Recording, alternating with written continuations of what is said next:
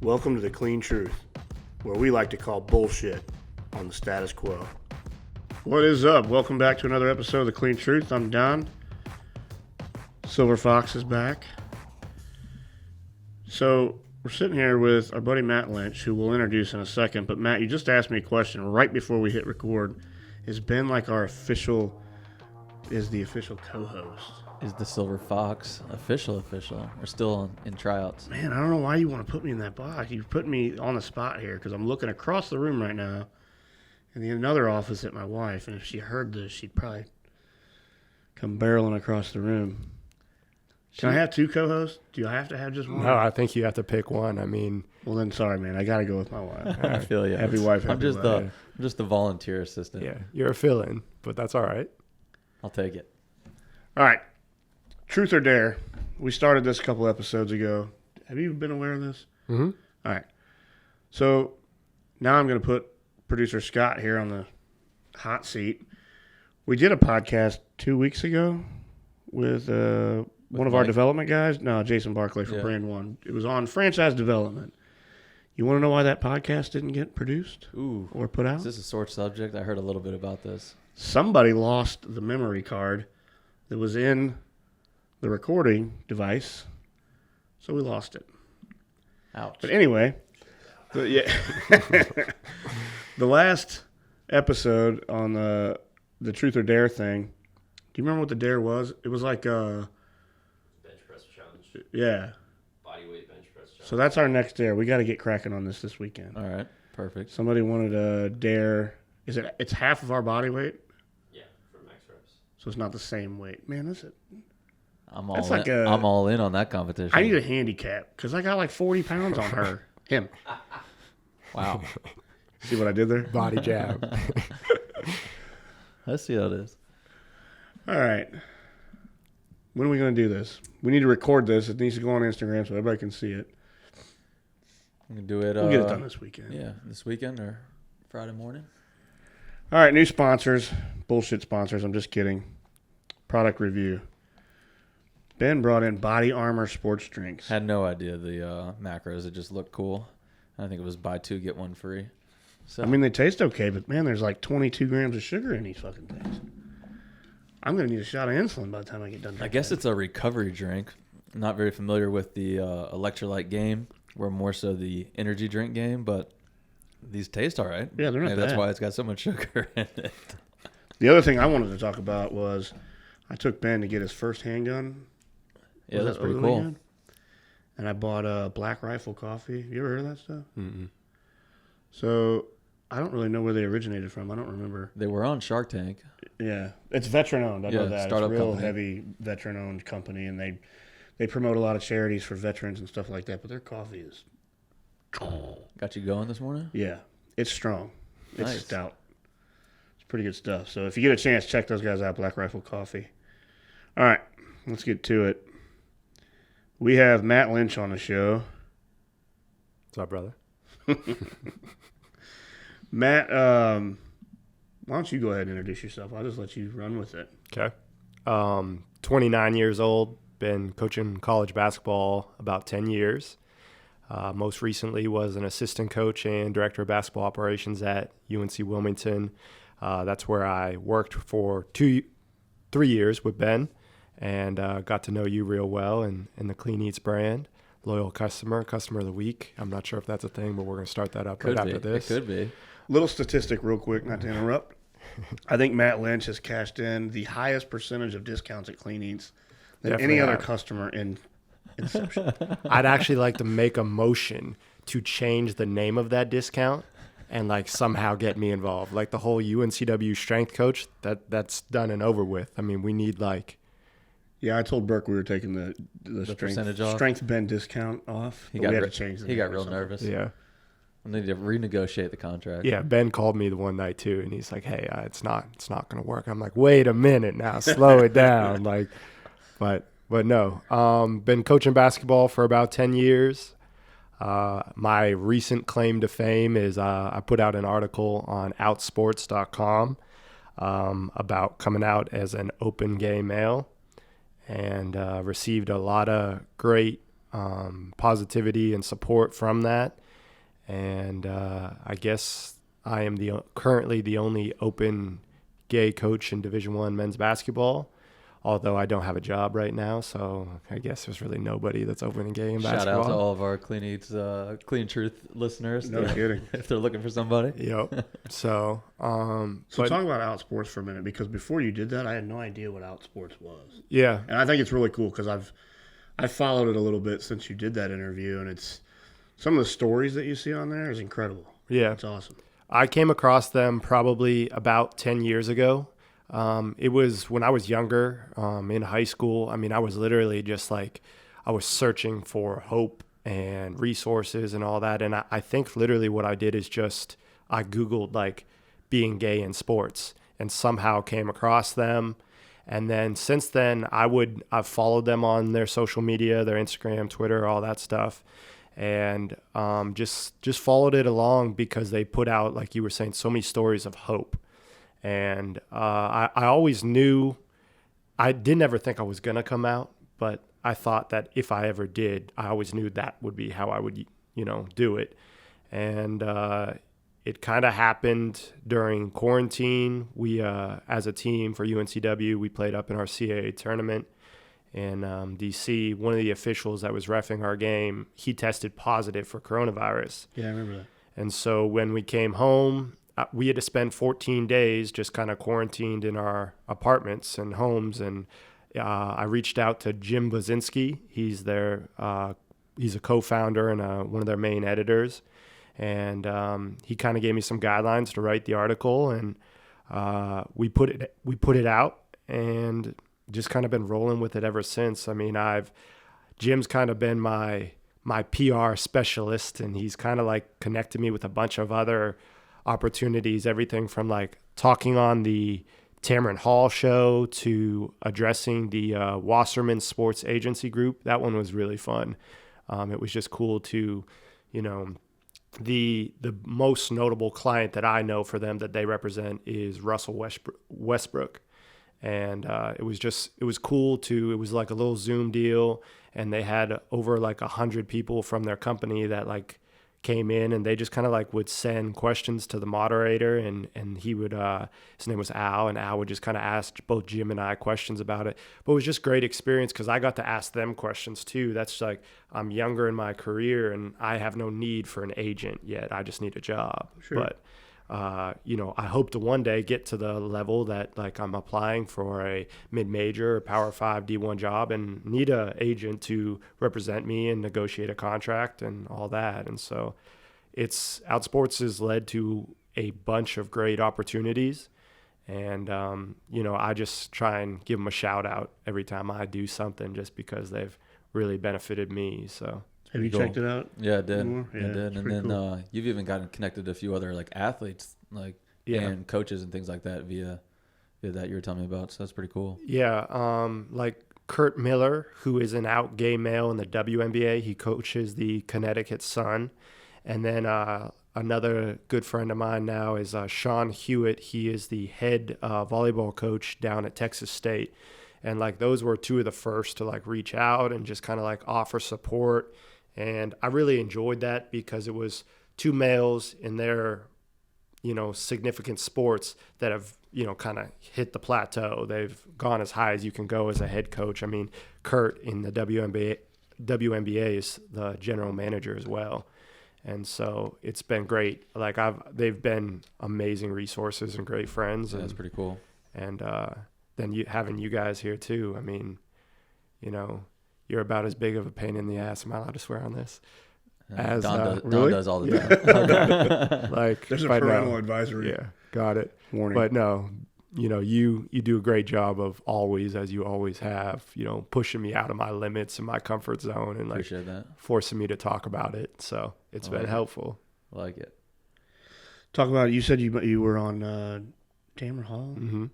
I recognized her, but I've never watched her show. It's midday. I think it's like 10 o'clock, right? Yeah. Or something? So she used to be on the Today Show. Right. And so her kind of claim to That's right, okay. fame was like, I believe that she was the first female African-American reporter for the Today Show. And so she was on that for quite a few years. And then ABC ended up giving her her own show. But what they do is the ABC owns the right to the show. So it's pre-recorded. And then depending on where you live, they like the individual networks get to choose when to plug it in. Oh, I gotcha. So like when the show aired here at 3:00, it was like 10 a.m. Back home in where I'm from, Erie, Pennsylvania. And then like, a couple of my friends out on the West Coast, it was like a 1:30 show. So it kind of just depends. Yeah, it depends on where you live. You can type in your zip code on our website and it'll tell you locally where it airs. It's pretty cool. How do you think let me rephrase that. The outreach and support, I guess you should say, like the response from everybody, obviously was probably more than what you expected, or not necessarily more, but different. Talk about that for a minute, because I bet that's why everybody's scared. That's why there's a fear there, and then it's almost like I've heard others say that when they finally do come out and they talk to family and they talk to friends and they let everybody know, it's almost like, obviously it's like an airplane lifted off of your chest. Yeah. But I think the fear of that obviously is negative reaction. Yeah, I would say that I'm a little different because I always felt comfortable enough in myself. Like the fear was more, could I do what I love in coaching and like show that side of my life too? And that was the fear. Like, how would the players react? What would administration at the school think? That was kind of more the driving force of whether or not, this guy or that guy was going to accept me. That really didn't bother me. And so when it came out, I was really hopeful for support from like my inner circle. And for sure, they were there. Everybody was there for me. What I really wasn't ready for was the like people, I have no idea who they are. I didn't meet, like whether they reached out on Instagram or sent me an email or anything like that. Like, and it was just amazing. Like, I thought even then that they would reach out and be like, hey, like, congratulations, or, I'm really excited for you. But like more often than not, it was like they would reach out and tell me their story. And so that was really cool because I got over hundreds of emails, and everything, like some stories were positive, some stories were negative. I got the emails of, I met Alex, who is a sports writer for the Texas Rangers, and he reached out, asked my advice. He was like, hey, what can you say? I'm kind of in the same boat as you. I don't know what to do. And then about 2 weeks ago, he came out. And like he sent me, Pretty cool. That's awesome. Sent me an email, and he's like, hey, you meant a lot to me, and like your words were really supportive, and like it helped me take this next step. And so that was awesome. That was one of the positive ones. But I also received plenty of the ones of like, hey, I'm really happy for you, but I am 55 years old and I have a wife and 3 kids, and I will never tell anyone except you. And like those ones are sad. Like you don't ever want to see somebody be caught in that situation. Sure. Yeah. But, I just try and give advice where they want it. And, I just try and be an open ear to tell people. And then I got my few that were like, the guy's 80 years old and lives in Napa Valley and said, hey, come out. I want to show you my Oh, boy. bedroom/winery. And I'm like, that's all right, buddy. You want to cash in on that? No. I threw it out there to Ben and Lex. I was like, hey, we could take this trip real quick. Yeah. Celebrity. Might be able to come back with rolls, Yeah. some other stuff. Whatever we have to do. Not your speed. No. Sorry, though. You were a nice guy. If you listen to this, please don't be mad. But it was never going to work out between us. That's awesome, dude. I mean, that kind of shit, you can't fake that. You can't write it. You can't buy it. But how do you think this is going to go in sports further? Because there's probably thousands of pro sports guys, college athletes that are scared to come out and openly admit this. And obviously sitting here, it's easy for me to say this, but I don't think. I think that once they did, I think it's already becoming less taboo is what I'm trying to get at. Yeah. And I really I hope that they find the same courage that you did. You know what I mean? Yeah. I think it would change. Sorry, I think it would Good. change. It would be a snowball effect. It would change other things. It would change Right. the way that people's mind works. I mean, for instance, look at all the shit that we got going on Right. with racism and everything else like this. And I think that if it was just talked about more and communicated about more, and wasn't such a behind closed doors, oh, I don't want to talk about that kind of thing, I think it would spiral into other things. You know what I mean? Does that make sense? Yeah, for sure. I think we're definitely headed in the right direction. I don't want this to be like a cop-out answer, but like you said earlier, you were like, hey, does it feel like you have this weight lifted? And that's always the first question I get. And then the second question is like, how did the players take it? And what people don't understand is that the players take it better than anybody else because they've grown up with gay friends, gay people in high school. They've seen it on TV. I mean, my brother was down here and we were all together and we were watching 13 Reasons Why on Netflix. And I don't know why I watched that show past the first season because it's just, but it's the type of thing that I started it and I had to finish it. I got sucked into the last 3 episodes with my stepdaughter when she was here, so I know all about it. Yeah, and so like we were watching that show and we get to the 4th season and at one point, call it 12 characters on the cast. I think 6 of them are gay. Right.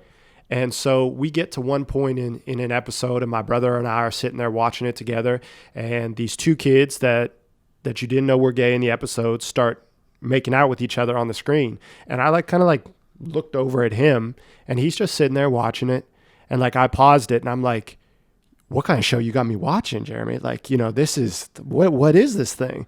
But I tell that story that 50% of that cast in that show is gay. My parents, probably growing up, the first gay person they ever saw on television was probably Ellen. Yeah. So today's youth, it's so normal to them. They're sitting there watching 13 Reasons Why and they're seeing 2 boys, kiss each other, and it's just not a big deal. And so all of that to say that as this younger generation continues to get older, I think it will just become more normal and more normal and more normal. And then lead into sports and things like that. Yeah, but I just, with that saying, it's the type of thing that still we shouldn't have to wait 30 years for the older generation to go to heaven for it to become accepted. It's still a battle that we have to fight. And they're definitely there. I've heard from NBA guys, not players, but some staff members and stuff like that, from G League coaches, other college coaches, Power 5 coaches. I've talked to some of them and they're like, hey, me too.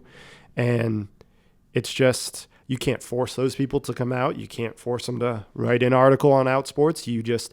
Everybody has their own journey. It took me, I did the math, 10,699 days was from the day I was born until the day that I put out that article. And it's a journey, it's a marathon, not a sprint. And so, you hope that more people will come out and normalize it.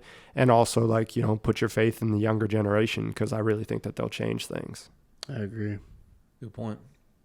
I think it's funny to us 3 sitting here, but Ben and I talked about this. It was right after you put the article out, and we were planning on doing something. I don't remember what we had going on, but we were going out and doing something, and you sent me his article, and I was like, it's not that I let it go by me, and I was like, oh, that's great. Now what? And then just kind of ignored it. Mm-hmm. But it was one of those oh, okay, cool. What are we still going out, or what's the plan here? It wasn't we didn't stop and go, yeah, it wasn't like that. Yeah. So I mean, I don't know. I guess that gets back to what I was saying a second ago. I think it's going to take people getting more comfortable and actually having a conversation about it. Right. Which I think. I don't want to go down a rabbit hole and go in another direction and take away from this particular podcast, but with everything going on in the world right now, I think that is how we're going to fix that as well. I really do.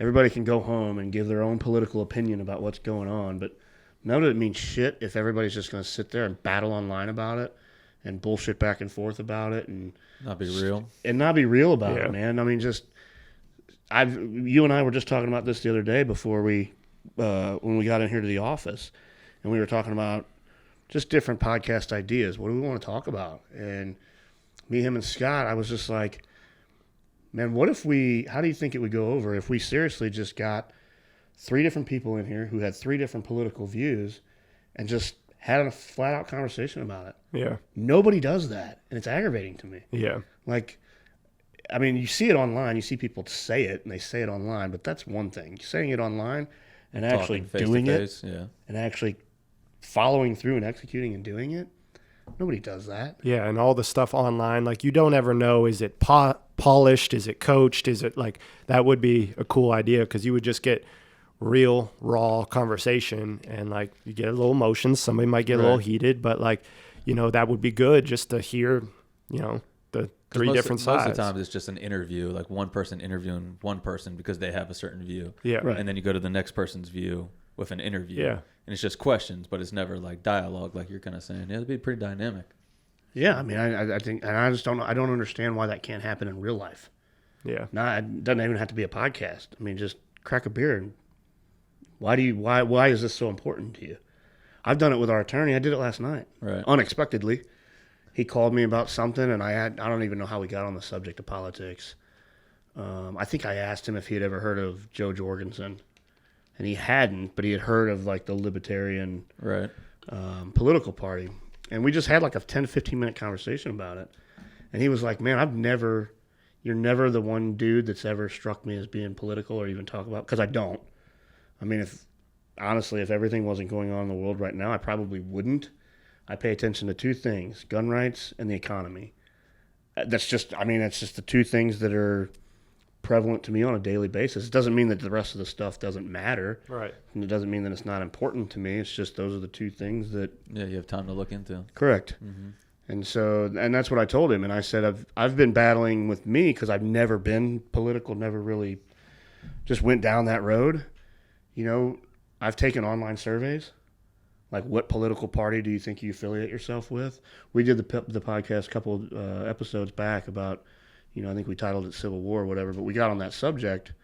And I talked about different things that I believe in, but that still doesn't mean that you're affiliated with one party or the other. Yeah. So how does somebody figure that out? Yeah. Communication. Right. It's kind of circling back to what I was saying. Right. You have to talk these things out with people instead of just getting on Facebook and somebody says, well, you're an asshole if you think this, then you're not thinking of this. And if you're not thinking of this, then you're not thinking of this. Yeah. Come on, man. For sure. Have you had like you kind of talked about some like cool things that you had experiences with, but have you had any like bad where you were kind of like, oh, well, I thought you were my friend, but I guess you kind of like, if you can't be friends with me because of who I am, like you haven't really expressed that to me, but like, Yeah. I got to imagine with the amount of like outreach that you had, you know, or people like shying away. Have you noticed like there have been a few that you thought like maybe you did talk to on a regular basis that have kind of pulled back, or has it just been so busy that you haven't really had time to process that yet and kind of like reflect? Right. There's definitely been a few that have shied away. You know, I can think of like one of my good college buddies. Like I had actually told him before the article even came out. Yeah. And like he told me, hey, support you, you know, all that stuff. And that was great.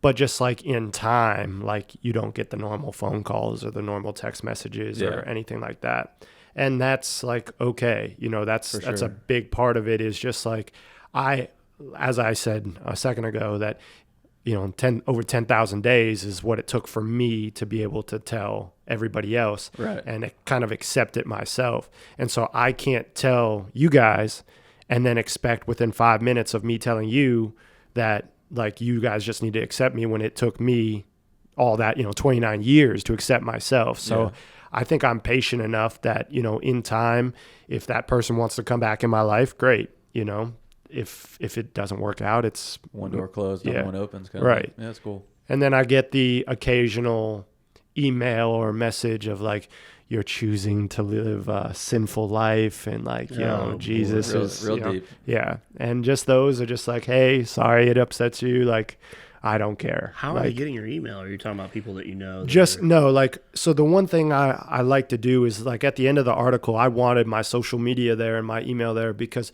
really for outreach. Yeah, the whole backing of the article was, one, I didn't want to have to like come out to you and then come out to Ben and then come out to Kyle, and then after I come out to Kyle, I have to come out again to Kyle because he like doesn't remember. Shout out my boy Kyle.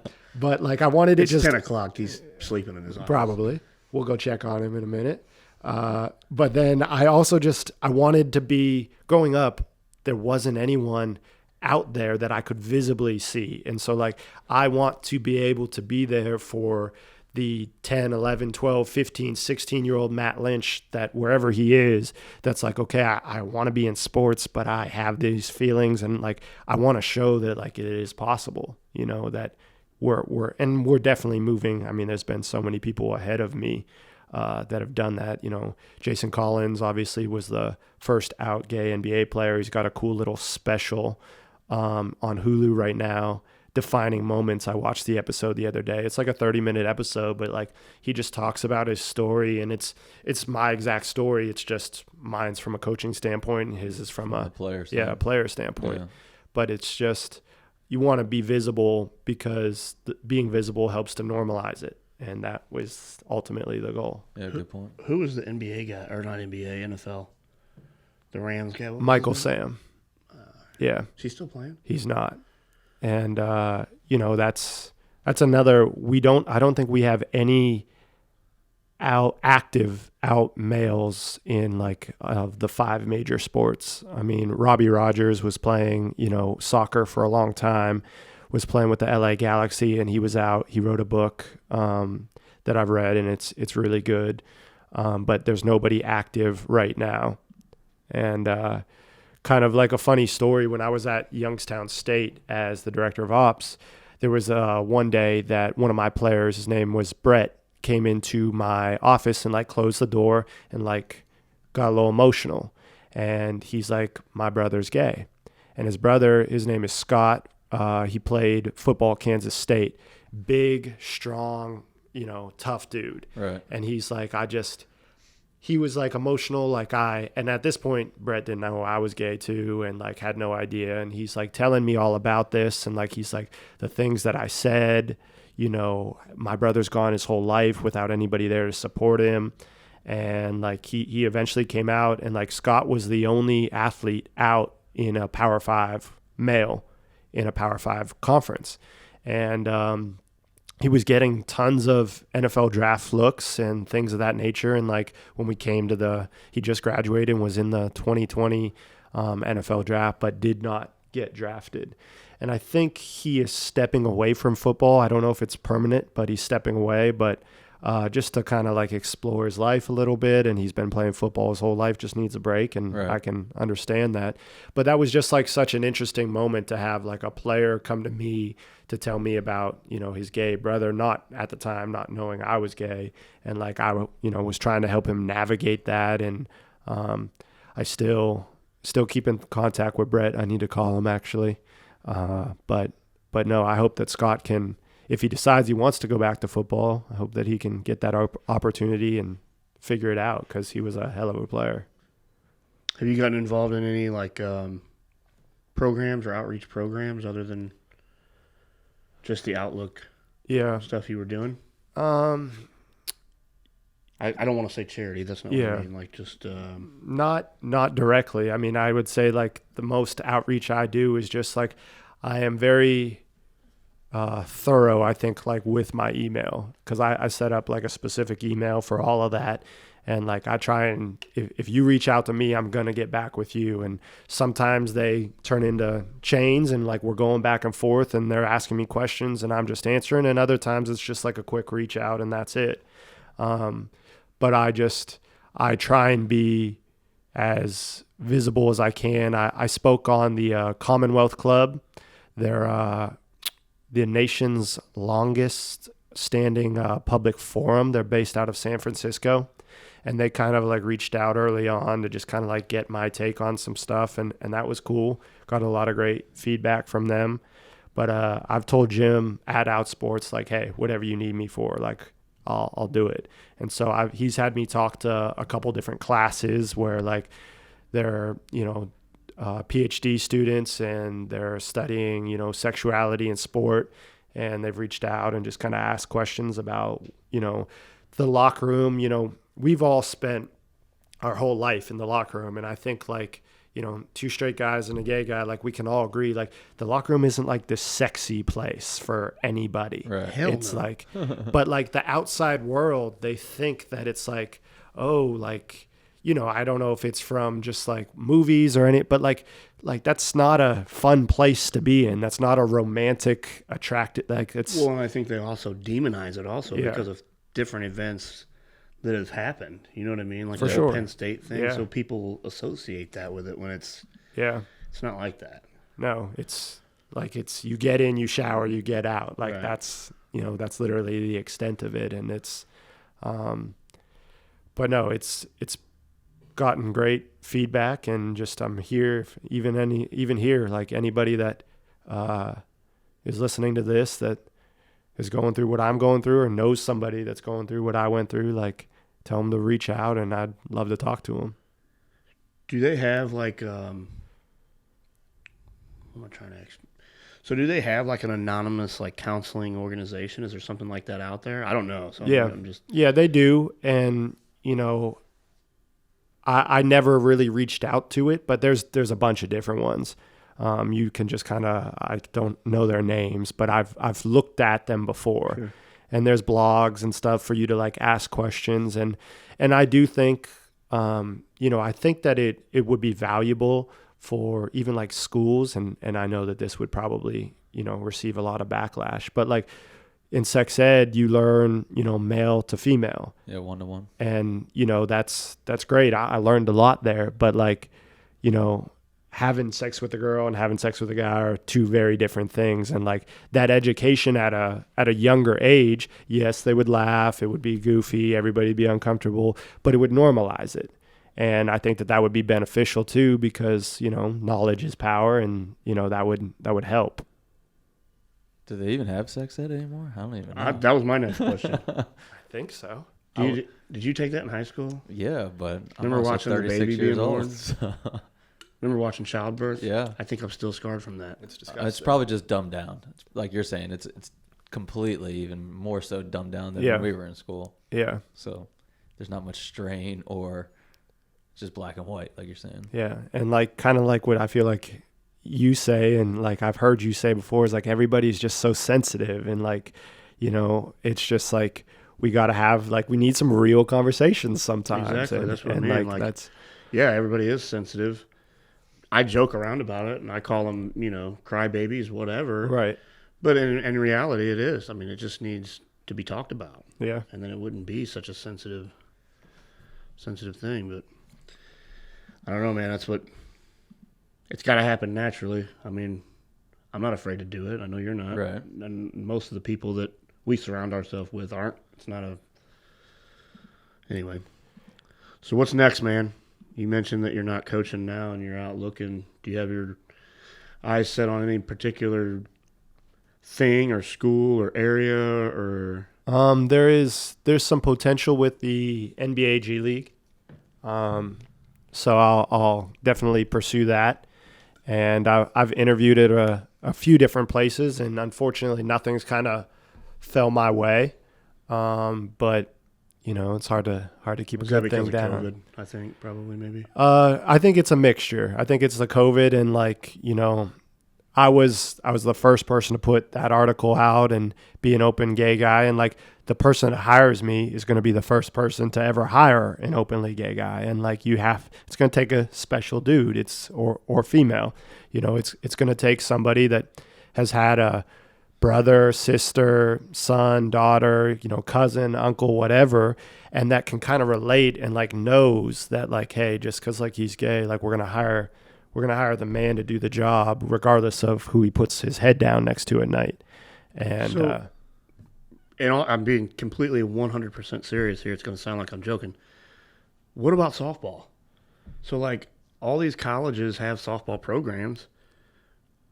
I dated a high school softball player who told me many, many stories about some of her teammates were gay, and I know that. I mean, Yeah. The it's women's sports side compared to the men's sports side is completely different. Yeah. that was my. I was Yeah. getting to and, that. Yeah. and like Matt was saying, like the acceptance of.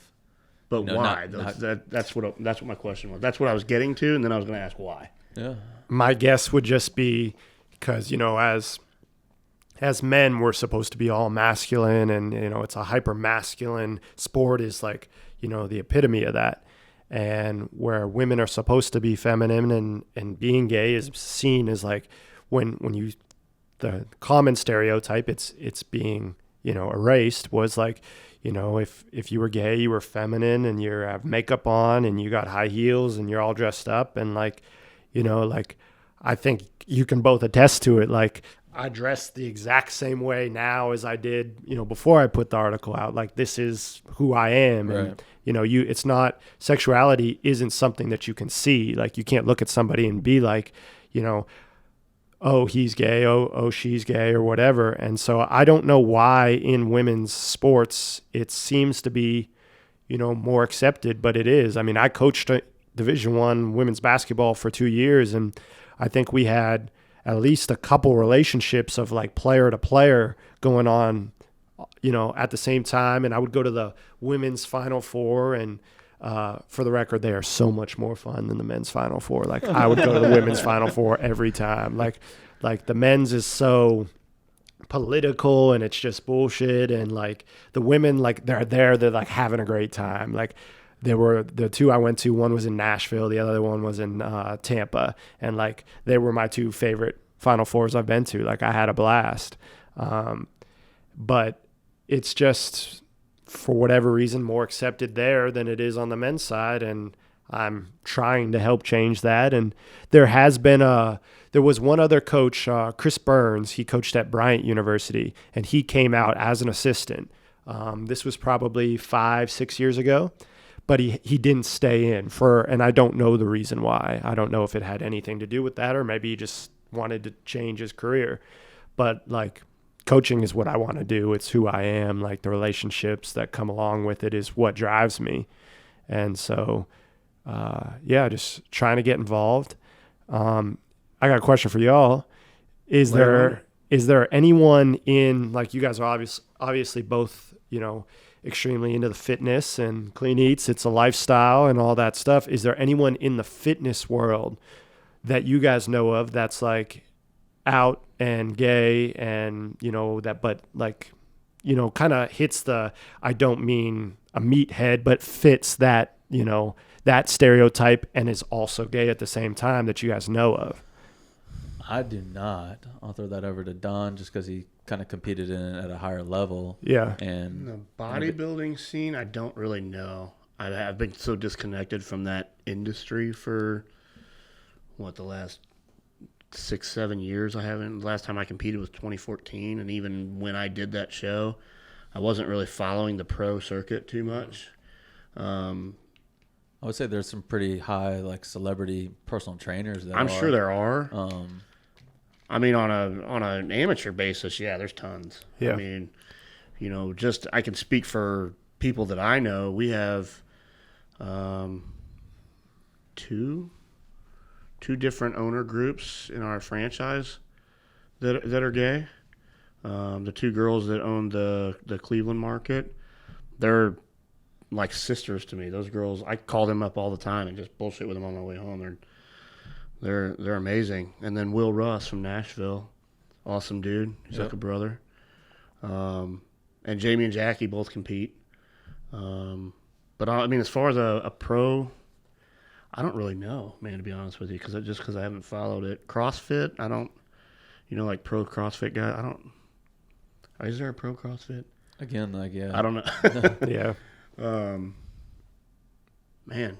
So yeah, anybody then listening, like, we gotta get somebody out there, and we gotta start to normalize it. We need somebody to take up the mantle. Yeah. Wasn't there a NASCAR driver not too long ago? I think so. I don't know his name, but I do remember seeing that, because like, I remember seeing the visual of he, like, one of the laps, he had like the pride flag going with him.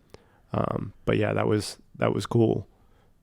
Man, fitness industry. I'm sure there are, man, but I just Yeah. don't know them off the top of my head. Do some research. Yeah. Yeah, it's a good question. All right. Well, what else you got? This is fun. Appreciate it. Appreciate you guys having me. I get to Yeah. ask him questions all the time, so it's good. Yeah. Good to put him in the hot seat. Yeah. I'm not going to ask about your dating life or any of that, or if Don't you're worry. even My going my wife down. will handle that for Yeah. all of us. Yeah, I heard Lex beat you up in like 5 minutes over Yeah. that one. Thanks, Yeah. Lex. I know. Ben like went in and he like did this little Zoom happy hour with his boys, and Lex came out and she was like, "So," and like everything. I mean, whatever. Like she knows it front to back now. She knows She people. went down to the yeah. bare bones. Yeah, she doesn't pull her punches, like, but no, she's the best. You outkicked your coverage. For You sure. outkicked your coverage. Scott, you probably outkicked your coverage. He definitely does. Kyle definitely outkicked his coverage.